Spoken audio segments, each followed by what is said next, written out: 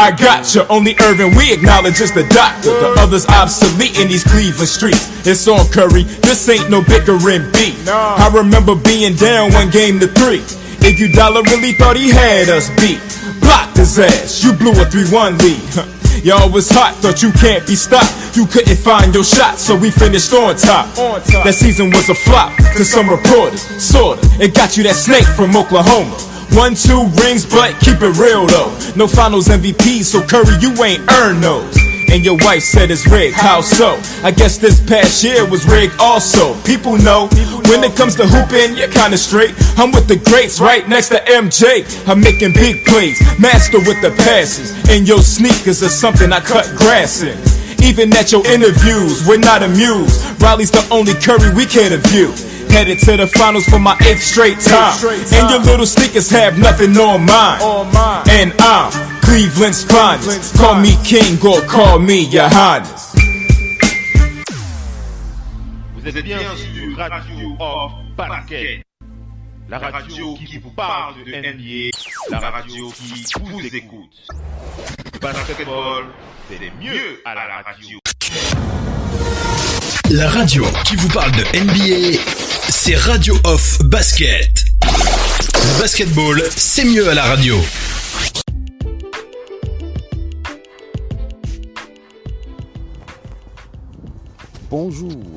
Bonjour et bienvenue sur le parquet de la Radio Off. C'est le moment d'enchaîner avec ce format court, le format quotidienne, la quotidienne FM NBA avec Oncle Phil Basket.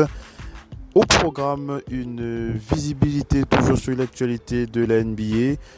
Pour ceux qui ont suivi bien entendu les dernières actualités, vous êtes au courant. Nous en avons parlé aussi hier soir dans le format long dédié au débat avec les panélistes habitués qui ont l'habitude d'être sur le parquet de la Radio Off. Big up à Missy depuis Paris, le Doc One P depuis Angers, où nous avions fait le point sur l'actualité de la NBA avec la reprise officielle et cette date qui circule sur les réseaux sociaux avec la reprise prévue pour le 31 juillet et les autres éléments concernant les playoffs, concernant les matchs de saison régulière, concernant les playoffs et concernant aussi les autres éléments pour la reprise de la saison. Donc nous avons longuement débattu sur ces éléments il y a quelques heures encore.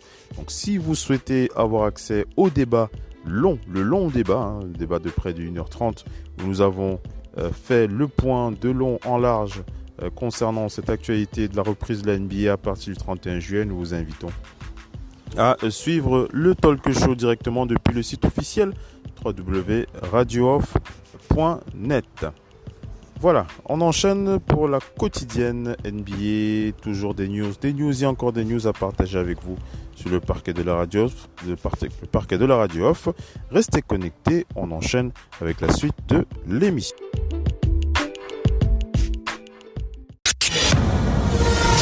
La radio qui vous parle de NBA, c'est Radio Off Basket. Le basketball, c'est mieux à la radio.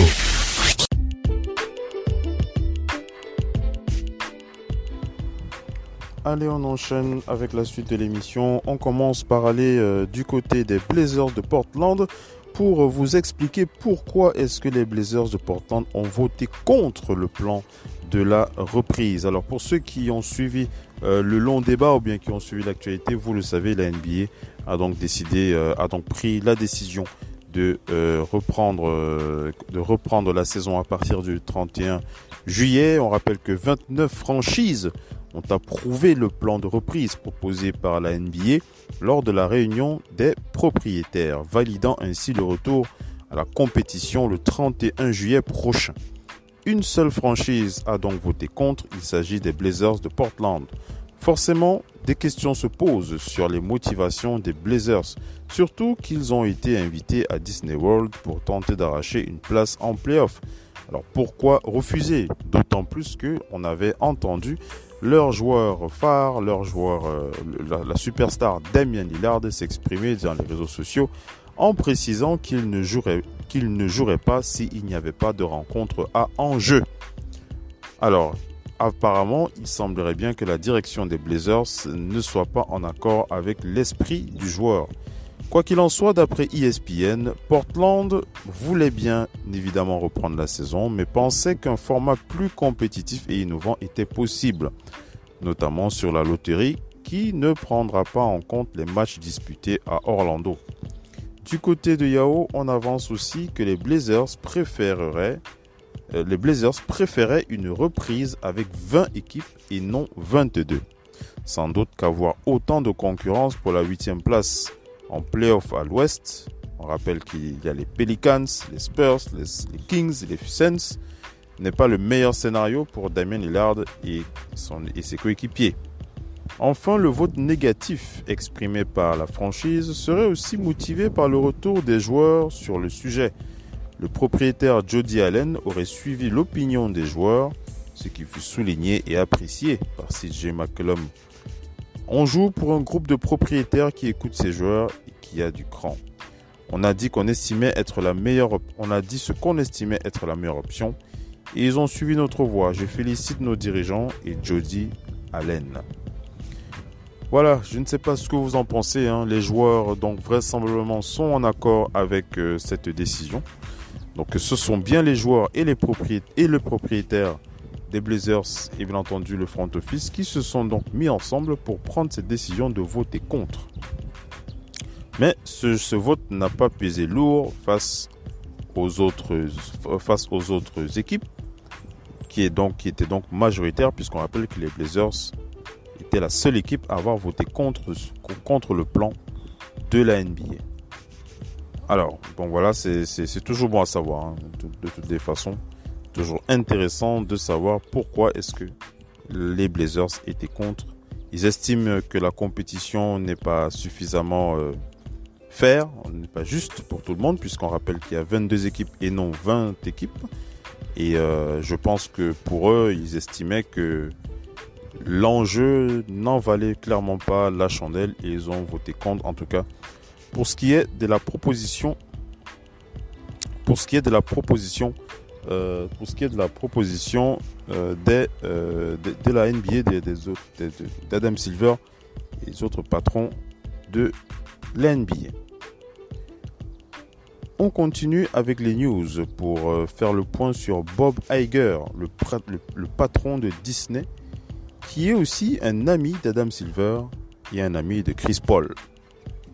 On rappelle que c'est officiel depuis hier, la NBA va reprendre à partir du 31 juillet prochain.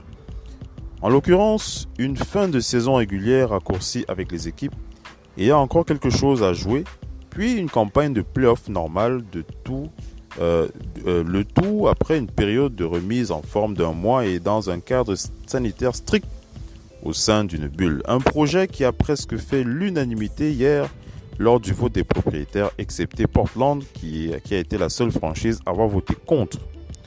Ça reste une nouvelle réussite pour Adam Silver et la NBA qui ont su contenter tout le monde. Art dans lequel Adam Silver est devenu un expert.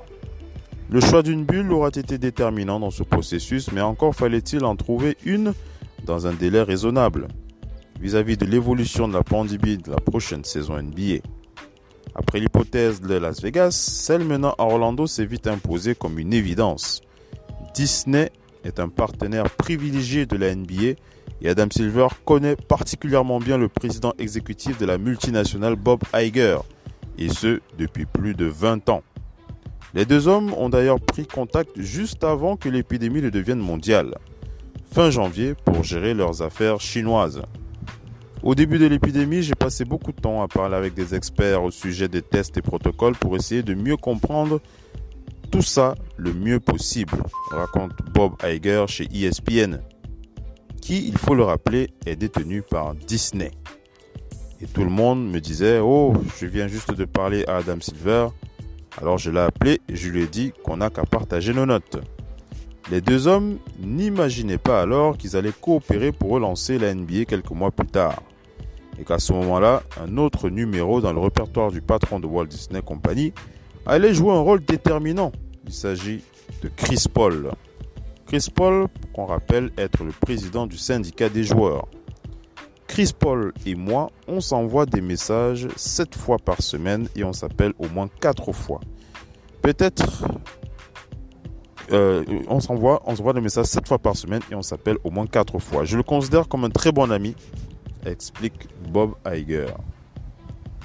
Quand Chris Paul a été transféré aux Clippers de Los Angeles en 2011, vu qu'il est très curieux, il a demandé à tout le monde qui rencontrait, raconte-t-il. Je ne sais plus qui nous a mis en relation, mais il cherchait des conseils au niveau business, une sorte de mentor. J'étais non seulement un grand fan de basket, mais surtout des Clippers, et la relation a tout de suite collé entre nous deux. Chris Paul m'a dit qu'il cherchait un mentor et je lui ai dit qu'il y avait beaucoup de monde et qu'on pouvait essayer d'aller sur cette voie s'il était sérieux, mais qu'il fallait être deux et que je n'allais pas perdre mon temps. Mais je me suis rendu compte très vite, de manière très claire, qu'il était très sincère. Je lui ai donné de la lecture, on a beaucoup parlé et on a fini par créer une belle relation. Le meneur de jeu n'a donc pas eu de problème pour demander à celui qui allait accueillir les joueurs et leurs familles de les rassurer, ce qui a également servi la NBA. C'est un peu une coïncidence, j'ai cette relation avec Chris Paul, j'ai cette relation avec Adam Silver. Il se trouve que je dirige Disney depuis un moment. Tout s'est aligné pour qu'on trouve une solution afin de relancer la NBA. Ça permet véritablement de comprendre beaucoup de choses, évidemment, puisque on rappelle qu'aujourd'hui, le syndicat des joueurs va se réunir pour faire le point sur les décisions de la NBA. On rappelle que Chris Paul, qui est donc le patron du syndicat des joueurs, est donc vivement pour ce déplacement de la NBA du côté d'Orlando, puisqu'on rappelle qu'il est qu'il est l'ami du patron de Disney. Donc si vous ne le saviez pas, c'est donc dans ce podcast que vous êtes donc au courant. Chris Paul et Adam Silver sont très très bien amis avec le patron de Walt Disney. Et je pense que évidemment c'est plus facile lorsque vous avez des relations un peu plus soudées. C'est beaucoup plus facile de négocier dans le cadre de l'intérêt de chacun. Alors, que pensez-vous de cette relation, ce triangle d'amis, Adam Silver, Bob Iger et Chris Paul? Est-ce que c'est une relation qui vous parle, ou alors est-ce que vous avez des choses à dire, que ce soit quelque chose de négatif ou alors quelque chose de positif? En tout cas, on comprend vite pourquoi Las Vegas n'a pas été le premier choix de la NBA. Voilà, allez, on enchaîne avec la suite. On va parler de Michael Jordan, qui a été très impliqué et très écouté dans les négociations concernant la reprise de la saison NBA.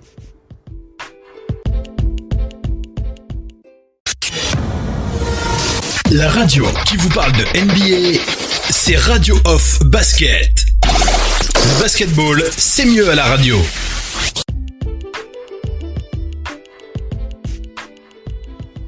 Allez les amis, on enchaîne avec la suite du talk show. Je vous l'ai dit, on va faire le point sur l'homme qui s'est impliqué dans les décisions de la reprise de la NBA, notamment au niveau du format proposé pour les playoffs. Il s'agit de Michael Jordan.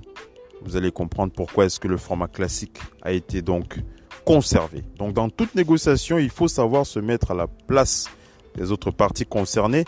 Alors quand les propriétaires de franchises ont évoqué l'intérêt des joueurs au moment de choisir un format de reprise, la voix de Michael Jordan, le seul d'entre eux à avoir foulé les parquets NBA, a été écoutée religieusement. Alors que ces Hornets ne font pas partie des 22 équipes concernées, il est clairement la voix la plus respectée dans la salle quand il s'agit de basket, a assuré Adam Silver sur TNT. Le patron de la ligue explique que Michael Jordan, sextuple champion NBA, a milité pour un format de play-off classique.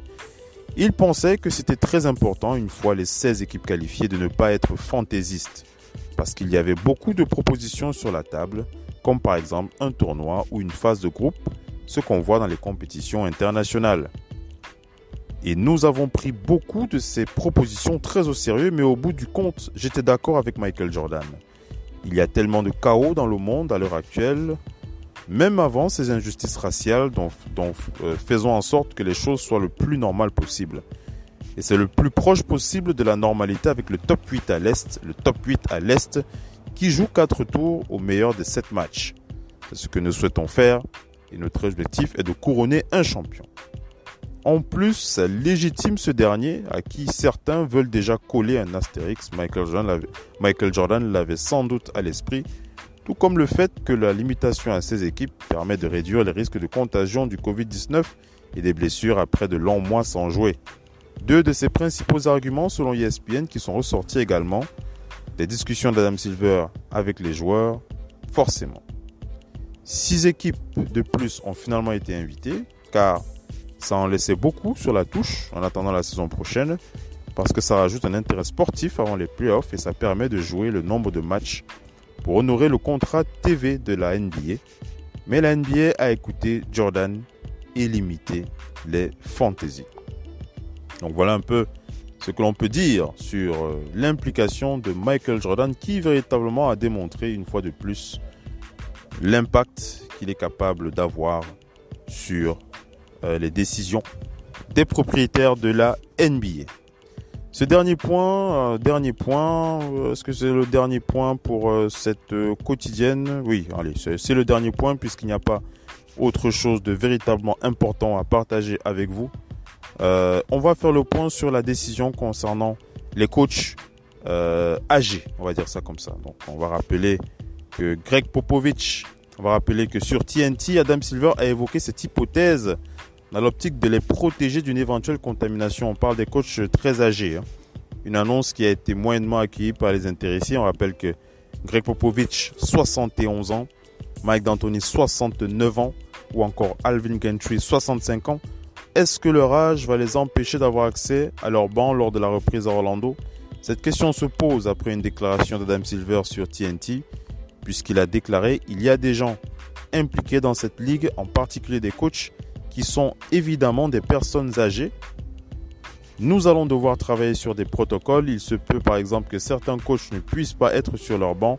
Ils devront peut-être maintenir des protocoles de distanciation sociale.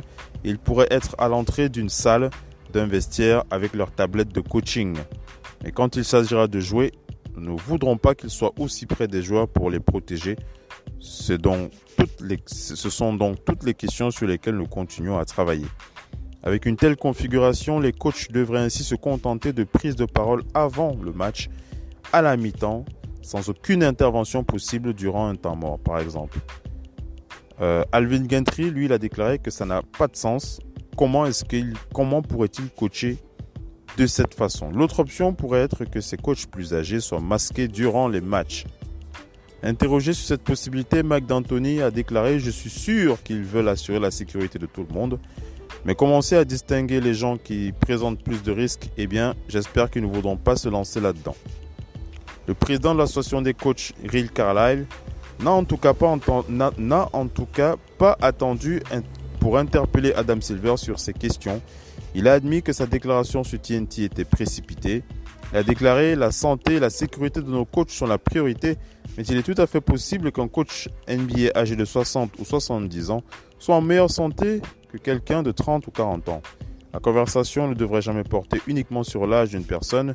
Adam m'a rassuré que nous travaillerions ensemble pour déterminer ce qui est à la fois sûr et équitable pour tous nos entraîneurs. Au bout du compte, c'est la NBA et ils vont faire le choix. » A terminé Alvin Gentry et il a rajouté « Je pense que c'est injuste si c'est ce qu'ils font. Je pense que je comprends le risque que je prends si je l'obtiens, qui est le droit d'être sur le banc. Mais bon sang, je vais être avec mon équipe et faire mon travail, c'est pour ça qu'ils m'ont engagé. » Alors je ne sais pas ce que vous en pensez. Est-ce que vous pensez que la crise sanitaire devrait empêcher les coachs très âgés comme Greg Popovich, Mike D'Antoni ou encore Alvin Gentry de se positionner sur le banc aux côtés de leurs joueurs comme ça pourrait se faire de façon classique, ou alors est-ce que vous estimez que ce n'est pas juste de repousser, de dire aux coachs de ne pas rester auprès de leurs joueurs et plutôt de rester à l'entrée du vestiaire ou alors dans les couloirs. Moi, je trouve ça assez bizarre. J'ai du mal à voir Greg Popovich dans les vestiaires ou dans les couloirs avec son tableau de coach pendant que ses joueurs et ses assistants sont sur le banc en train d'essayer de travailler. Et j'ai aussi beaucoup de mal à voir Greg Popovich avec un masque pendant qu'il est en train de coacher. puisqu'il y aura de la difficulté à se faire comprendre par ses joueurs. Donc je comprends aussi le besoin d'Adam Silver de protéger tout le monde, mais si je devais réagir à cela, je proposerais plutôt à Adam Silver de réaliser des tests avant les matchs, pendant les matchs et pourquoi pas après les matchs. Ça permettrait de se rendre compte que tout le monde est en bonne santé. Ils poseront certainement le problème du nombre de masques disponibles, mais je pense que la présence des coachs est strictement nécessaire pour permettre véritablement aux joueurs de se sentir le plus en confiance. Je pense pas que de voir voir leurs joueurs s'éloigner est quelque chose d'intéressant pour leur motivation. Dites-nous ce que vous en pensez sur les réseaux sociaux. Ce sera intéressant de partager votre point de vue. N'oubliez pas de nous laisser un message puisqu'on rappelle que nos quotidiennes sont diffusées sur WhatsApp. Vous pouvez nous laisser un message sur WhatsApp à travers un voice message. On n'hésitera pas à partager votre réaction avec les auditeurs lors de nos prochains Talk Show. Voilà pour le parquet de la Radio Off. Pour cette quotidienne, je vous remercie d'avoir été connecté. Je vous donne rendez-vous sur le parquet de la Radio Off pour d'autres news. Merci et passez une bonne journée. Bye bye.